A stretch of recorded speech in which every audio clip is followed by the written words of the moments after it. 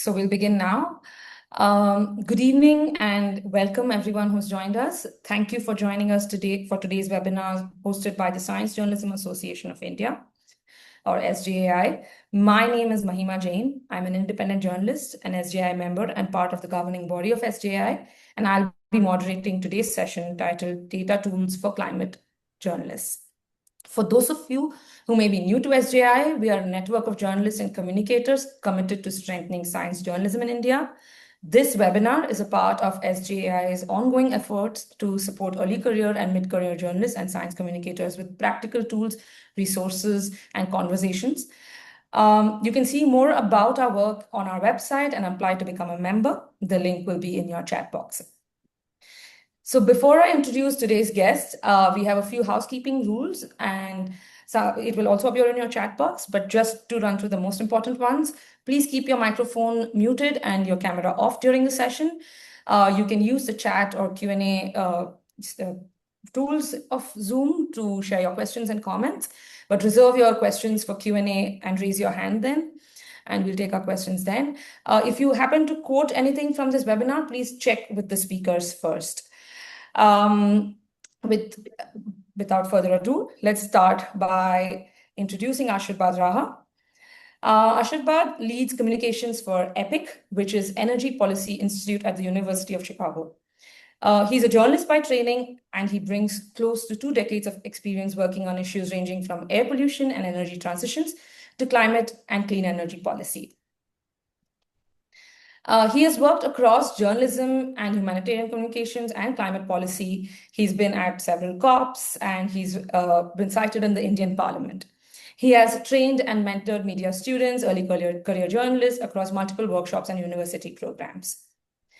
His work focuses on translating complex research into impactful public narratives, and he's passionate about bridging science, storytelling, and public engagement.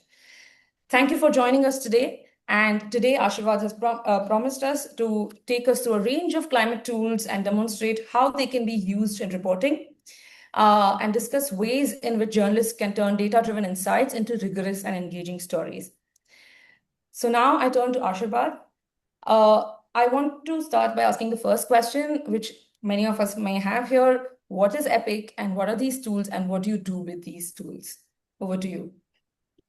Thank you, Mahima, for that generous introduction. Thank you to Science Journalists Association of India and to all of you who have spared like 50, 60 minutes from your busy schedule to come and talk. My idea here is to kind of talk and learn from you while helping you familiarize with some of the data tools that we have built at University of Chicago. To answer, Mahima, what you asked about who we are and what we do. So at EPIC, so the Energy Policy Institute at University of Chicago, where I work, it is housed under University of Chicago, and University of Chicago is globally known to be a world leader in applying market-based thinking for social problems. That has been like the top line, like the DNA of our existence. And at EPIC, we apply economics research for addressing energy and environment problems. And by that, we mean that we are trying to use empirical research experiments to address policy questions that can help countries like India and China address their major energy and environment concerns. Why we decided to kind of do this for all of you who are here, just to give you a bit of a context. So EPIC does empirical research, and EPIC was launched in 2014, and then 2024, 10 years later, University of Chicago launched what is known as Institute for Climate and Sustainable Growth. The launch of this institute consumed EPIC Insight, and there are like two other organizations which are part of the broader institute. And the goal of the Climate Institute is to ensure and to say and to prove that growth, like economic growth and human progress, both of this are possible together. It doesn't need to be compromised. It doesn't need to be only economic growth at the cost of environmental protection. So both of these things can go hand in hand. That is the broader goal of our entire body of work that we have been doing over the last 10 years, 10 plus years. And in the process, we have always believed that we need to take research beyond journals. And when you take research beyond journals, you are obviously communicating and talking about it, but you're also building data based tools which can then drive evidence led decisions. So, the goal of this interaction, of this session, is to help you get familiarized with a total of 7 tools and initiatives that we have at EPIC, all of which are aimed at powering data-led climate decisions. And why University of Chicago, why we are talking it here in India? Because India is a central part of all the work that we have done globally. We have an office in India. It's the India office of EPIC called EPIC India, and we have been here for more than 10 years. We have worked with more than 10 state governments, rolled out some of the leading projects, research projects on environmental governance and pollution mitigation.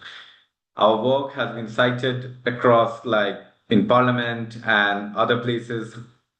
I'll talk a little bit more about one of the few tools that have become extremely popular in the air pollution narrative. So that is the big picture summary, and to answer what Mahima was asking. Now moving on to how we want to proceed. So the tools that I'm going to talk about, one of them is called the Air Quality Life Index, which tells us how much longer can you live if you breathe clean air. That's the top line of that tool. Then the next I'll talk about two tools which are housed in the Climate Impact Lab. Climate Impact Lab sits under EPIC, and within Climate Impact Lab, there are two tools. One is called the Human Climate Horizons, which is a joint initiative with the UNDP. And then there's another tool called the Adaptation Inventory. The Human Climate Horizon makes projection of the impact of climate change on a set of things, including mortality, productivity, and a whole bunch of indicators.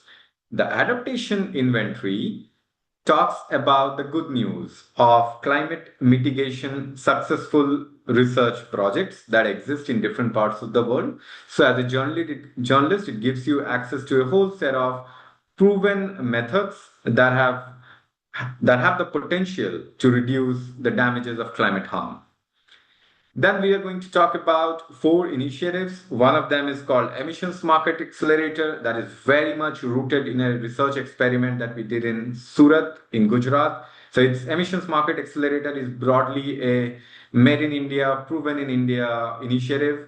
Then we have something called the Human Weather Forecast Initiative, which uses AI to do farmer forecast. That's also rooted very much based on an empirical research that we did in the state of Telangana in India. So that's very India-based research that led to this design of this tool. Then there is something called the Energy and Environment Lab, which uses a regulator's data and builds a model taking help of AI to catch defaulters, to catch folks who are polluting more. And then finally, there is something called the Climate Disclosure Explorer, which is talking about something that we at EPIC have been, I mean, it talks about social cost of carbon. That's a term that our director, Michael Greenstone, has been trying to do a lot of work around that, of what exactly is the cost of pollution in our lives, in all the industrial pollution that happens, all the emissions. How do you quantify that cost in a way that I and you can understand? So this is the big picture summary of the different tools and initiatives that I'm going to talk about. These are all very data dense tools. So I'll make a brief introduction, touch upon a couple of points, and then towards the end we can take Q&A. So far, does it look good? Am I audible? Yes, all good. Okay. Yes. Great. Go ahead, Moima. No, I was just wondering if we've heard a lot about the AQLI that's always in the news. So maybe we should begin with the most obvious one there. Absolutely. Precisely. That's what I'm trying to do. So, yes, AQLI, you're right, Mahima. It has been in the news for several years now. What AQLI does is it measures what air pollution actually costs people in years of life expectancy lost. So, in our popular narrative, we do know that air pollution kills, air pollution harms. But this tool tells you how many years of life you are losing because of the air that you're breathing in. It has been built by epic researchers. So a lot of these tools, almost all the tools that I talk about, they are kind of led by our director Michael Greenstone, who used to be at some point the chief economic advisor to President Obama, and he leads the Energy Policy Institute. He is also the founding director of the Institute for Climate and Sustainable Growth. And all the tools and initiatives that we are going to talk about has Michael's work deeply rooted into this.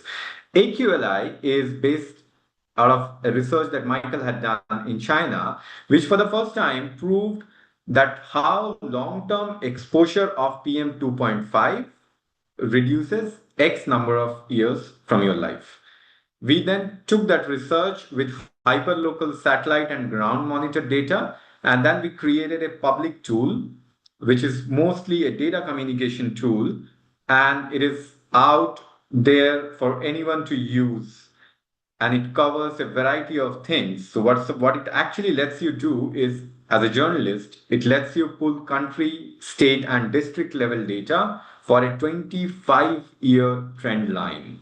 That kind of makes AQLI one of its kind tool right now on this planet, which precisely is giving you such a massive set of data for all the geographies for a period of 25 years. It also lets you compare any country against 252 others. When I say 252, it includes countries and all the other geographical demarcations that we have globally. It also lets you check a country's legal pollution standard against the WHO guideline.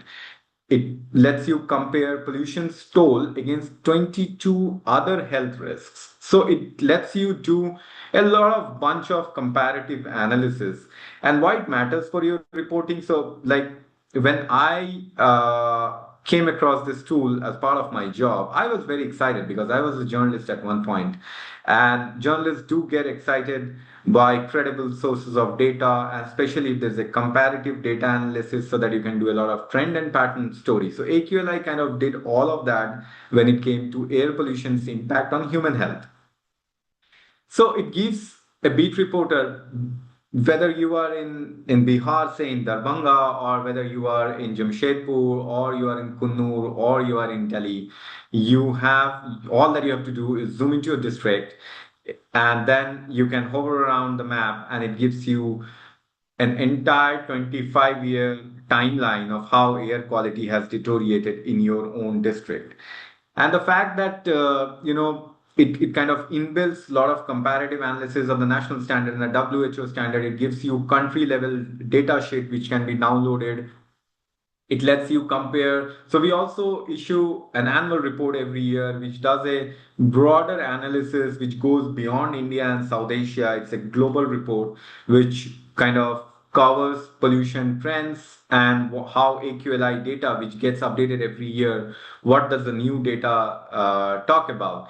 So naturally, over the years, AQLI has been widely cited in the Indian press, in South Asian press, starting from New York Times, Two Times of India, you name a newspaper, and in some form, AQLI has been part of primetime TV shows, front page headlines, editorials, cited in books, cited in films, cited in the Indian Parliament, cited by cabinet ministers. So it's kind of captured the popular narrative around air pollution's impact on human health.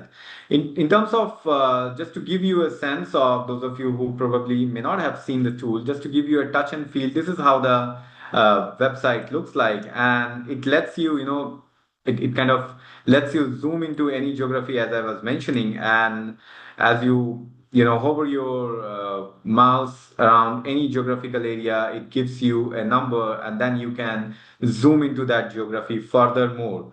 So this is, of course, the demo is 3 minutes long, but we have paucity of time, and that's why I'm kind of just doing a quick overview. You can change there are different tabs which shows you the pollution levels as well as the potential gain in life expectancy. So there are like this comparative analysis that you can do right at the top, and then as you go down the map, you can just scroll down, and it kind of lets you fix your own pollution standard, and then it tells you how much life expectancy gain can be there, and all of this can be downloaded.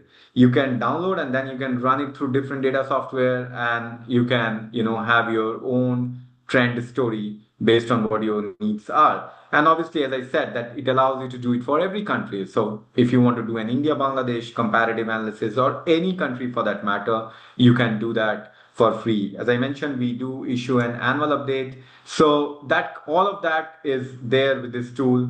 Very easy to navigate. You might struggle sometimes if you're doing it on your phone because it's pretty data heavy, but otherwise it's pretty straightforward.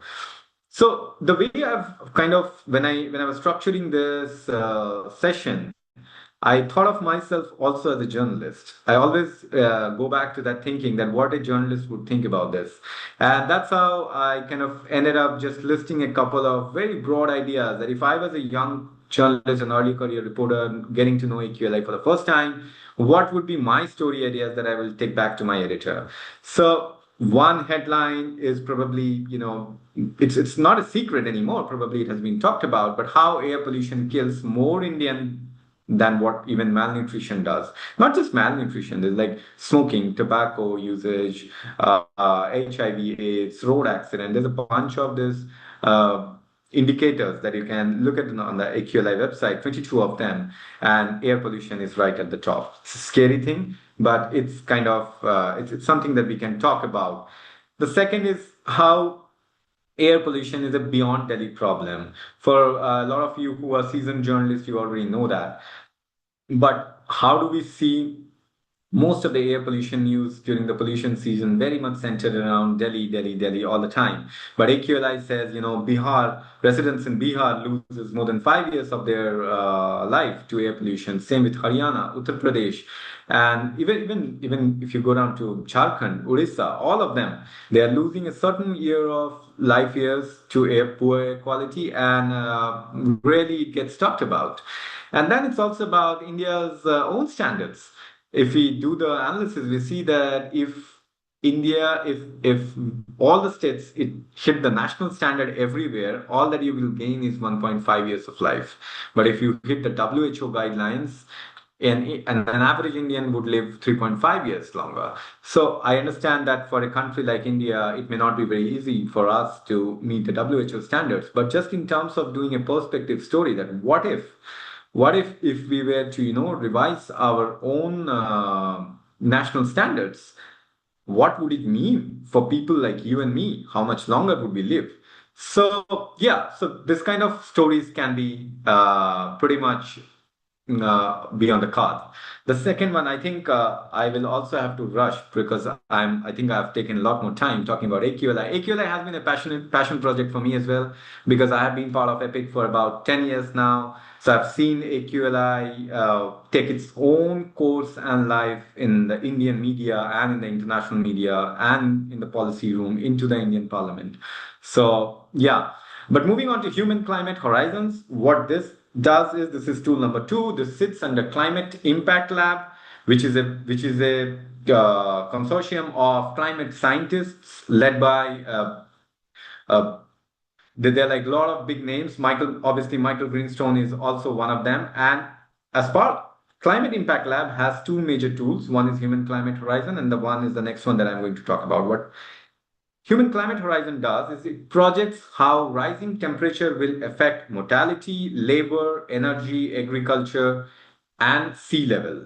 And what it does is it allows you to do an analysis region by region and under different emission scenarios. So there is like a whole bunch of filters that you can choose and select, and then it interestingly covers 24,000 plus subnational regions worldwide, and it also gives you three time horizons, which is next few decades, mid-century, and end of century. So the human climate horizon is actually a very interesting tool. It is a little data dense, and it takes a little bit of a time to familiarize yourself. But you can open one country page covering temperature, sea level rise, mortality, energy, labor, and all of these things. And you can switch between emission scenarios and time horizons on the same page. So you first zoom into the geography, say India, and then you make the selections on the left, and then it kind of starts to give you different numbers. You can obviously download the data, but you can also make a comparative analysis. So each country covers different. If I was a journalist, if I think of myself as an editor, I would think that for different beat reporters, be it health, labor, agriculture, energy, all the beat reporters, they can have one set of data from this tool which they can put together in a bigger story when they're doing a pattern or a trend or a perspective story. And the near decade filter lets you report on already what's happening and how the projections are. You can obviously select the emission layers based on how, if you want to report on the worst case scenario or if you want to report on the ongoing scenario. So this is how broadly the tool looks like, the Human Climate Horizon. This, as I said, it's a joint initiative with UNDP. And when you get inside the tool, it this is how it looks like. So you get into the climate projections, and of course there's a useful reading material, but what is more important is to get into the country insights. This is where the real information for a journalist lies, and then from the scroll box you select India or whichever country you want to report on, and then here is the set of all the different filters. It lets you, the indicator filters lets you select from whether you want to report on the sea level rise hazard, or you want to do about the land, induction thing, or if you want to select the intermediate emissions or different levels, as I was mentioning, different indicator filters and different emissions scenario. This two thing is actually, it's actually good fun. You keep doing, and then you find that okay, these are a good set of data, and obviously one can change the time horizon, and this is how basically it starts to look like. And this, as I said, is data dense, so it does take some time for any of us to actually get a grasp of what these numbers are, what do they mean, what is going to be their repercussion. And you can explore the tool and then download the data. And obviously, our team is there if you get to a point where you're planning a story and you want specific insights. Obviously, we are more than happy to help. So when I was going through the tool, there were like two, three story ideas that I thought were interesting. One, it talked about how India's wheat belt could lose almost everything by the way you know climate change is happening. The Human Climate Horizon shows that yields across northern and central India may fall by 40 to 100% by century's end if we keep the option of high emissions. Of course, if you want to do a story which is a low and moderate emission range, things would be better. But there is a huge potential of India losing massively on its wheat belt production. Then talking about the heat deaths.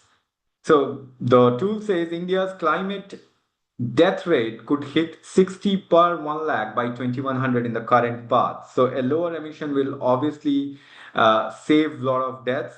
Apparently, 8 out of 10 heat-led death can be solved.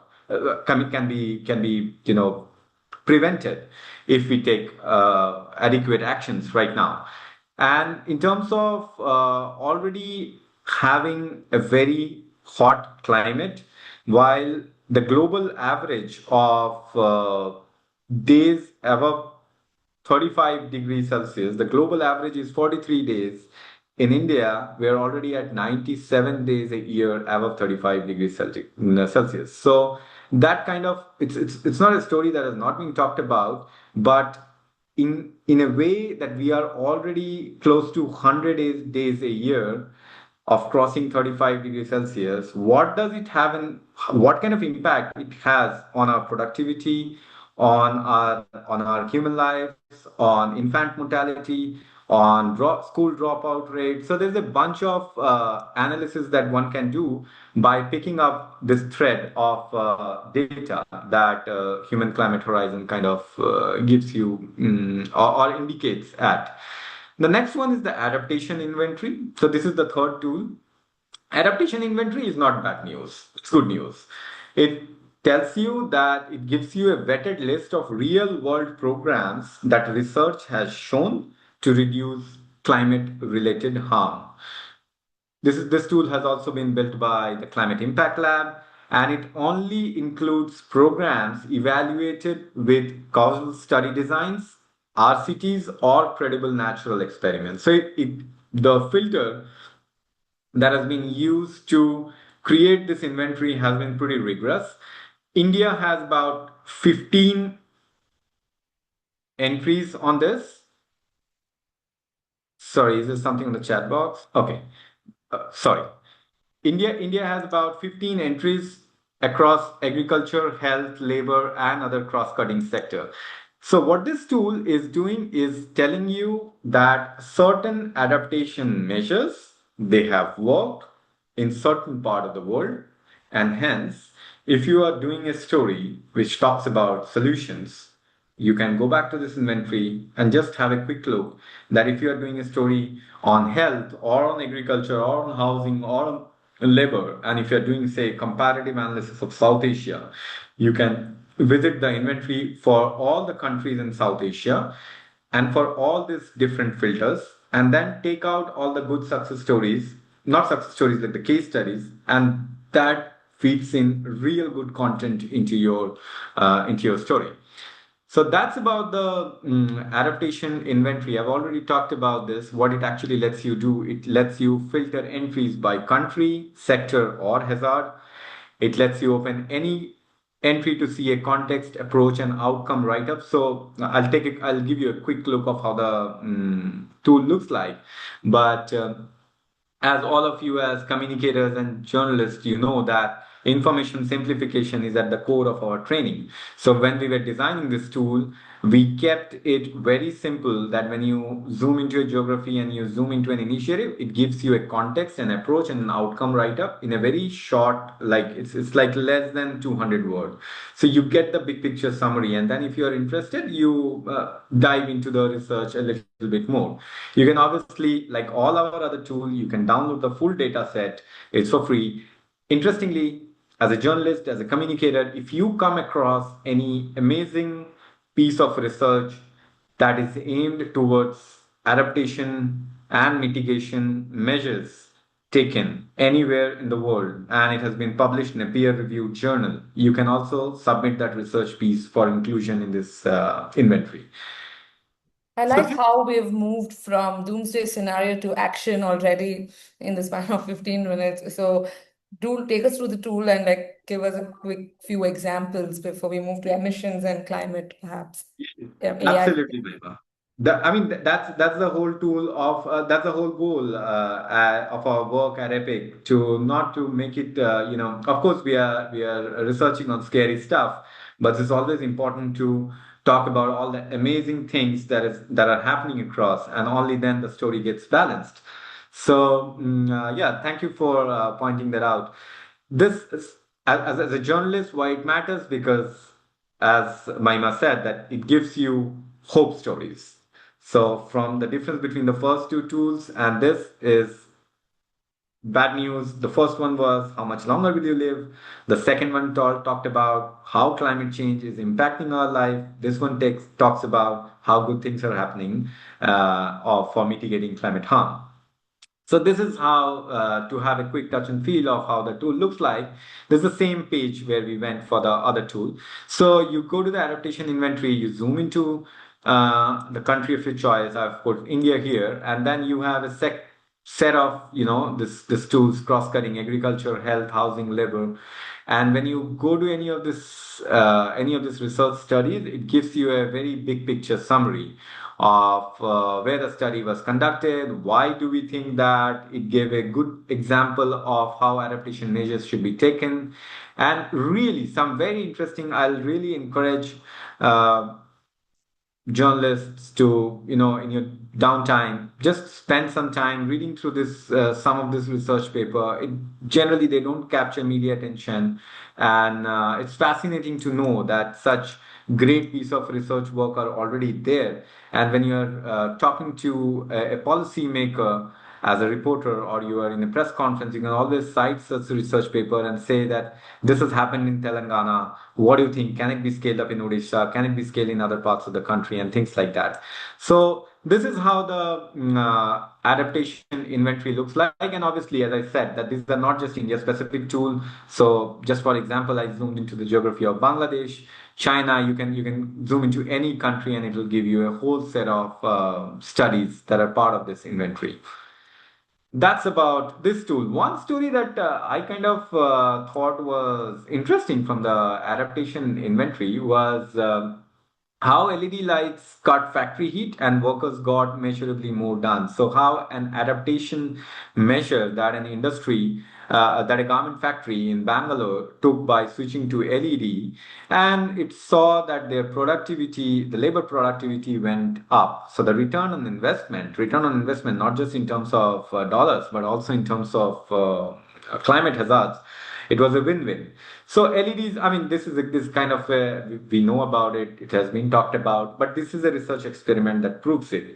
A couple of years ago at Epic, we had done a research study which captured a lot of media attention as well. That how every three to uh, how increase. So we studied productivity levels of workers in a factory, and we saw that how as the temperature grew, as the temperature increased, how productivity started dipping sharply, how absenteeism in working of workers started to increase, and that kind of that study was very interesting, and it continues to get media attention as of now. Of course, right now we have a lot of more such studies which is linking increased temperature to loss of productivity. So, yes, so those were the big tools. Now, I'll just quickly run through four such initiatives also that we are spearheading. This is called Emissions Market Accelerator. This is pretty much made in India and, kind of proved in India. In Surat, we work with Gujarat Pollution Control Board to roll out world's first pollution market on particulate pollution, and the results were fascinating. It showed how industries could reduce pollution while making profits. It has never happened in the global south anywhere, and hence this study, which was released in 2025 rather, was a one of its kind study, and we launched it also was recognized at the Earthshot Award last year as one of the finalists in the clean air category. And then we launched something called the Emissions Market Accelerator, which is taking the learnings from Surat from local to a global level and helping governments in the global south adapt market-based approaches for pollution reduction. That sits at the core of Emissions Market Accelerator.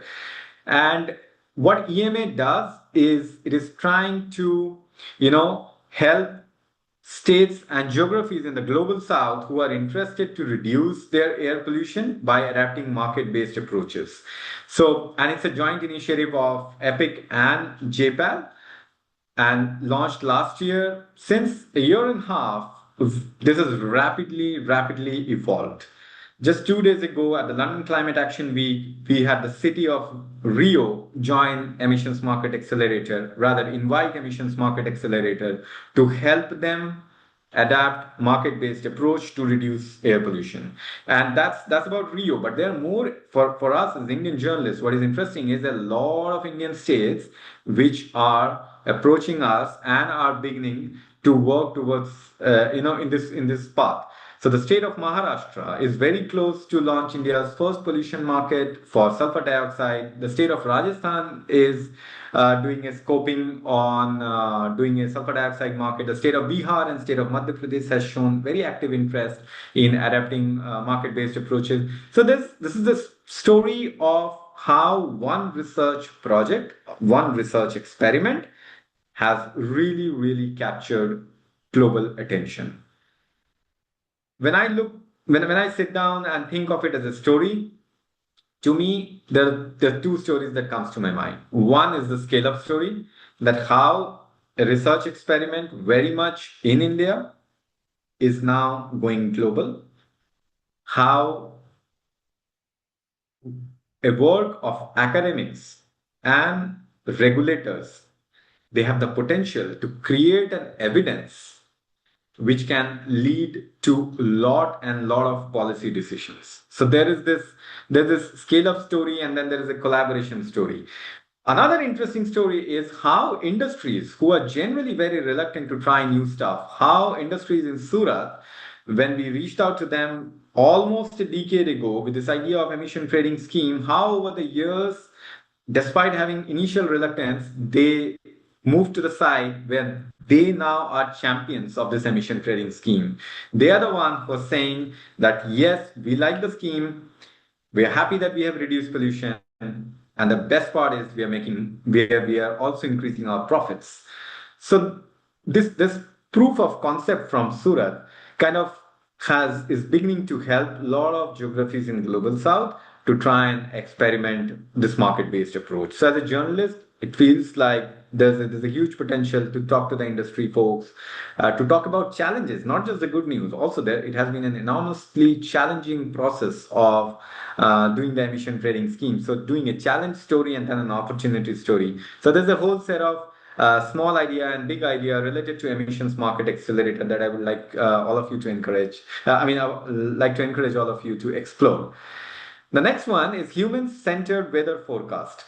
This is also a very India-specific thing because it evaluates and builds weather forecast that targets what farmers need to know, and we are leveraging the power of AI here. It's a team of climate scientists led by Nobel laureate Michael Kremer and along with him Amir Jinnah and Bedram, who are working on this project. The top line summary of this project is they are using AI to forecast, to predict monsoon forecast and sending out messages to farmers ahead of monsoon so that farmers can take more informed planting decisions. And when they take more informed planting decision, it has an economic impact on the productivity and on the outcome. So the human-centered weather forecast actually is based out of a empirical research that we did in the state of Telangana 3 years ago in about roughly 250 villages where we sent them forecast and we kind of studied their cropping pattern and if it had any economic gain. And then we started to take feedback and refine the process. And then in 2025, the team moved from research to national deployment. And we worked with India's Ministry of Agriculture and Farmer Welfare to deliver a forecast built exactly around what the gaps came from the first experiment. And the forecast has so far reached 38 million farmers by text messages across 13 states and an additional million farmers in Odisha by voice message. So, the way I look at it is what exactly is happening, how AI is being used, what kind of language, what kind of timing, how are you deciding when to send these messages, how are farmers, interacting and interpreting. So there's a good human interest story which talks about how world's poorest farmers were always the last in the line when it came to good forecast. But how, by leveraging the power of AI, we are reaching to millions and millions of farmers, helping them understand that, okay, monsoon will be delayed by 7 days specifically, and hence your cropping decision should be this. So, and that is having, I mean, these are early days. We are just beginning to roll it out nationally, and it will take us some time to understand the economic impact that it had. But the research already shows that there's an enormous potential, and the fact that Government of India has endorsed and taken it up for scale up kind of speaks the good story. That's what the human-centered weather forecast does. I hope I have not put all of you to sleep. We have still two more initiatives to talk about, but I'll try to do that very quickly. The sixth initiative that we are talking about is the Energy and Environment Lab. This is a U Chicago lab that uses AI and real-time monitoring to help government regulators find polluters faster. What does that mean? So what it does is basically the lab research fellows, they sit inside a partner agency. I mean, it could be any pollution, any regulator, and they beef up, they build the technical capacity of that regulator over a period of time, and then they use the regulator's data to build a model which is more predictive in nature in terms of finding out who the worst polluters are, who are the folks who are leaking, who are causing more pollution, who are the ones who are the culprits. So since 2017, the lab has worked with EPA, which is US Environmental Protection Agency, to predict which hazardous waste facilities are most violating federal rules using nearly 2 decades of the agency's own inspection data. So the model is that I come to you, you are a regulator, I sit with your data, help your team build capacity, use your own inspection data, build a model, use AI, and then help you understand who your worst violators are. And the purpose is for you to increase your efficiency so that you are reducing pollution and you are reducing emissions, helping people live longer lives. In India, we haven't done this any of it so far, but we are very close at getting to a stage where we probably will be working with Maharashtra Pollution Control Board, which is one of the most progressive pollution control boards in India, to design a system where we are helping them find their culprits faster. And the last one is the Climate Disclosure Explorer. So this is an interactive web platform designed to reveal the social and economic cost of greenhouse gas emission. The platform basically brings in that transparency to corporate sustainability by highlighting exactly how much a company's emission is costing our society, rather how much a company's emission is costing my and your life. So what it does is it calculates real world monetary damage a company's pollution is causing to society. And the term that we use is called the social cost of carbon. Michael has been doing a lot of work around this. And EPIC and Climate Impact Lab were the team that built the modern version of this measure in the first place. So the Explorer is basically leveraging this whole idea of social cost of carbon. So it then compares the damage figure directly against any company's own profit, and it is turning an abstract emissions number into a number a reader like I and you can understand. The Explorer has about 15,000 public companies worldwide listed, including a lot of Indian companies as well. If I have to understand it as an Indian, for an average listed Indian company, every 100 rupees earned in profit causes about 78.80 rupees worth of environmental and health damage to society. For me, it's news. And we rank third highest in the world for corporate carbon damage to profits, trailing only Russia and Indonesia. So globally, this Explorer has globally also says that globally four sector cost most of the damages. It includes utilities, materials, energy, and heavy manufacturing. So that's what the tool does, calculating the social cost of carbon emissions, what the damage means to society. That's a staggering number, 78 rupees for every 100 rupees earned. But I'm wondering exactly if you have any caveats for us when we write about such numbers, which kind of look great on headlines, which may be the basis of our stories. How do we kind of be cautious when we rely on or look at data in general? Absolutely, Mahima. So, it's part of a journalist training to do back checks.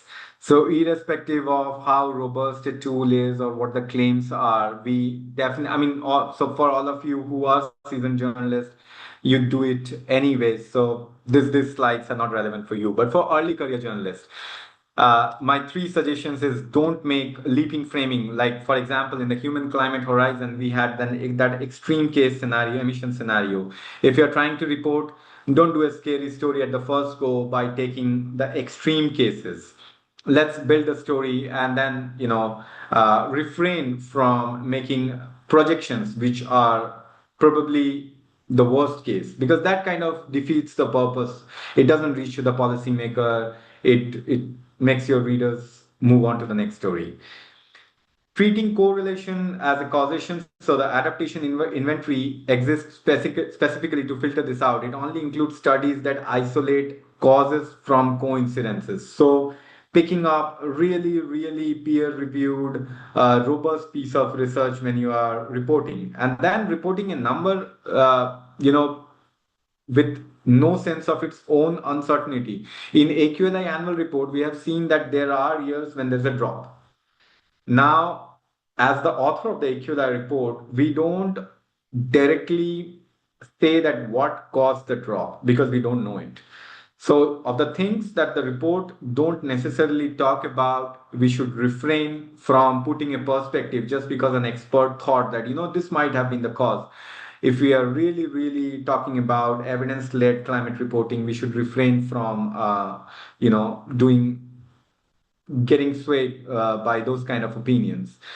And I would encourage that, irrespective of all the data sets and data tools that I talked about, treat the data set just like you would treat your source. Examine the method, check the limitation, go back and talk to the author, do your back check, see who are the people who are behind this tool. Not, I'm not just talking about use Chicago tools. Any tool that you're reporting, it's very, very important that we are really, really doing very good back checks on in terms of credibility, especially in this world of AI. It's very, very easy to kind of get foxed. And for people who have studied journalism, this is the top line, that you need to know the source, the scenario, what this data doesn't say, if it is really localized or is it just relabeled, is it really just new news or is it just newly packaged information.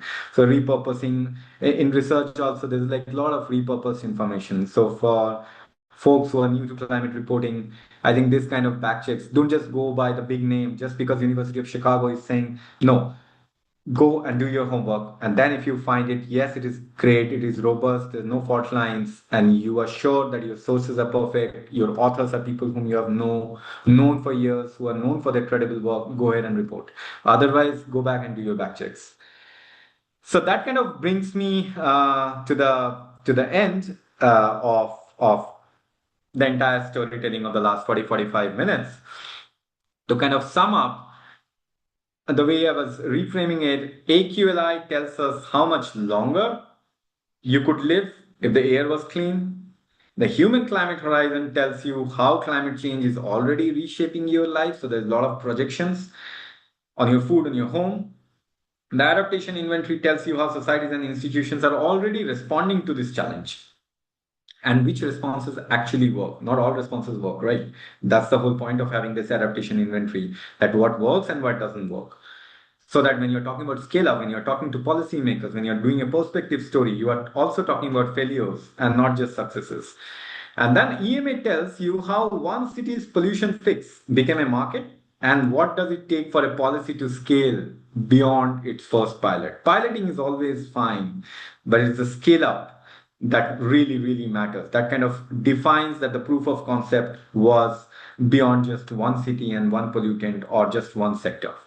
The human climate, the SCWF tells you what happens when a forecast actually reaches someone in time. This is someone here is a farmer in time to change a decision that can have an impact on his income, on productivity, on his life. The Climate Disclosure Explorer shows what a company's emission actually costs society once disclosure makes the data public to begin with. So the whole idea of CDE is to encourage companies to disclose the data, and then we want to see that does it have an impact on public perception, and if there is a way that public pressure can make industries adapt more mitigation, take more mitigation steps. And then the last one, the Energy and Environment Labs tells you how regulators could use their own data to catch polluters faster by leveraging science, by leveraging technology. So that kind of brings us to the close of all these data tools and initiatives that we have built over the last decade or so. Not all of them have reached out to journalists as popularly as they should have been, but they are all sitting with mountains of data which you as a science communicator and as a journalist are free to use and are encouraged to explore. And if you get stuck anywhere, we're there to connect you with the experts and bring the exact answers. Thank you, I think I'll Ashirbad, stop there. for this. The last slide particularly is good just to print out and stick it on your wall and then use it when we're doing a story if we don't use the tools directly. I am now just opening the forum for questions. Are there any questions that someone wants to ask? While we wait for someone to raise their hand or unmute themselves and ask the question, I will just take the liberty of asking you one. You said like there are, okay, somebody has asked a question, which is any tool to track methane emissions? Yeah, Kulkarni Not from SCCS has asked this question. Abhijit, no, not one specific tool at the moment that we have specifically for methane, but we are beginning to do a lot of work around waste and methane, and our teams are working in that direction. So it's these are early days, but hopefully eventually we will manage. I mean, like we have been very fond of taking our research beyond journal and designing tools. So hopefully one day we will have that very soon. Thank you. Thank you, Abhijit, for the question. Any other questions anyone wants to ask? The one thing that you mentioned, Ashirbad, was that these tools are not being utilized as well as you'd like them to be. And I see like a lot of these have potential for a lot of regional and local stories. So if there were some of these tools that would be super relevant for a country that is as diverse as India and has such thriving regional publications as well, which ones would those be? Which ones would you say that they should start with? I think definitely AQLI would be the one, will be the top one because AQLI has extensively been used by reporters in Delhi and in the international press, but not so much in the regional press. I do remember a couple of years ago, a reporter reached out from Patna, Bhaskar, Dainik Bhaskar, and he did a brilliant trend story of how air pollution has been deteriorating in districts of Bihar that nobody talks about. That was a page one anchor in Dainik Bhaskar across editions.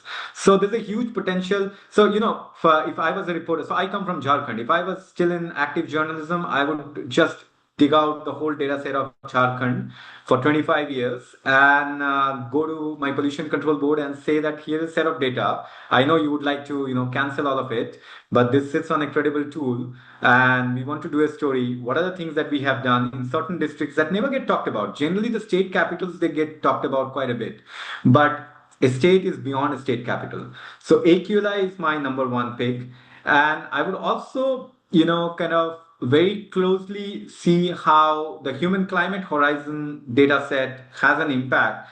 We had done a very active outreach in 2019 where we did a report and found out that how the state of Orissa as we know, is one of the most vulnerable states in terms of climate change, but it is also one of the states that has really, really taken a lot of measures to protect itself from all the hurricanes and all the natural disasters. So there was a very good perspective story that a lot of journalists kind of did on the good news and the bad news.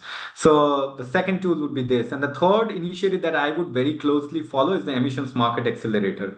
That is really, really getting very, very big. It is not a data tool, but it's an initiative that has a huge impact in geographies across global south. Thank you. Abhishek has a question on, his question is why science journalism is lacking in mainstream visual private media of India. So why is this kind of rich data not being seen on our mainstream channels? So Abhishek, that's precisely why we are doing this webinar.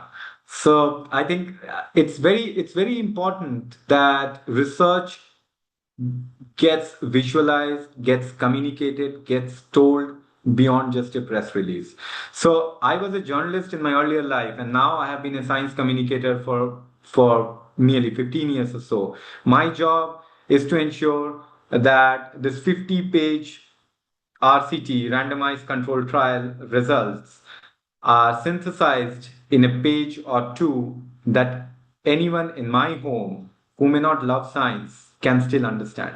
So the art of information simplification has to really, get beyond just journalism. We need to practice that in our science, and all of us who are working at the intersection, it's our responsibility for all of us to be talking about more scientific pieces. And when we talk more about science based reporting, so if I was a reporter today, I would obviously do he said, she said, those kind of stories, but I would at least do 10 stories in a month where I'm citing peer reviewed research, high quality research, and I'm going back to my policymaker and asking them that what do you think about this?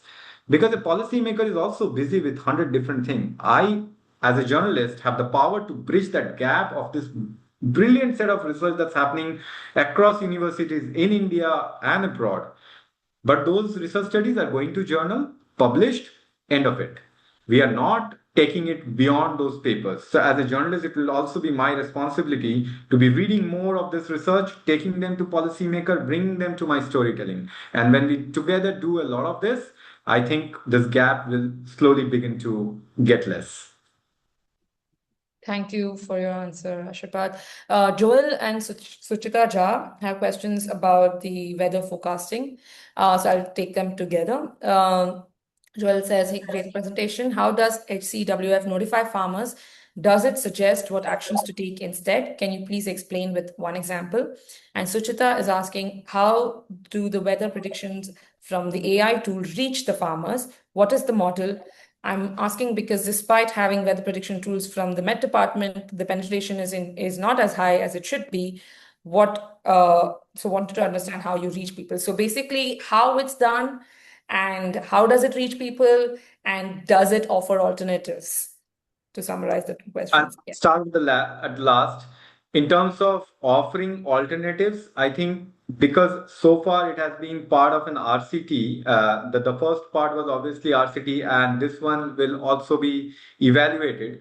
In RCT, we don't generally refrain from giving a nudge to change behavior so that we can actually get a sense that did it actually cause any impact or not.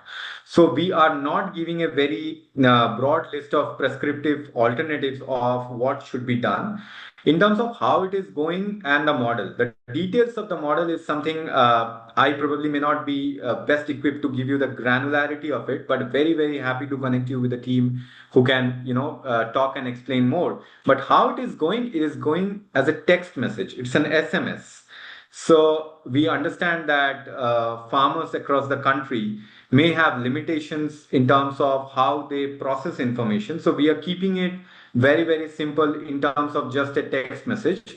And right now we are also evaluating the efficacy of if this is the best medium. So this whole initiative, as you saw, that only last year the government of India kind of took it with us and it rolled out for 38 million farmers. So these are early days, as I mentioned. We are also constantly refining because there's a lot of feedback that we get from our ground experiment that, a lot of farmers, they don't read text SMS. So that makes us question if this is the best way. And that's how we did a little experiment in Odisha where we reached out to 1 million farmers through voice messages. Would it make sense if they just hear an automated call? So all of that is work in progress. But to answer, it is text message right now. No, we don't give prescriptive alternatives right now. In terms of model, happy to connect you with the team to give more details. So in terms of penetration also, I guess it's still, because it's a randomized controlled trial, you're not really looking at how to reach all the farmers, but like what happens when the farmers, the number of farmers you're trying to reach, how do they react when you get the messages? So we are at a phase where we are in between RCT and like a full scale. Obviously, the deployment is happening, but how we will rigorously evaluate all of it, that's still work in progress. So we are somewhere in between.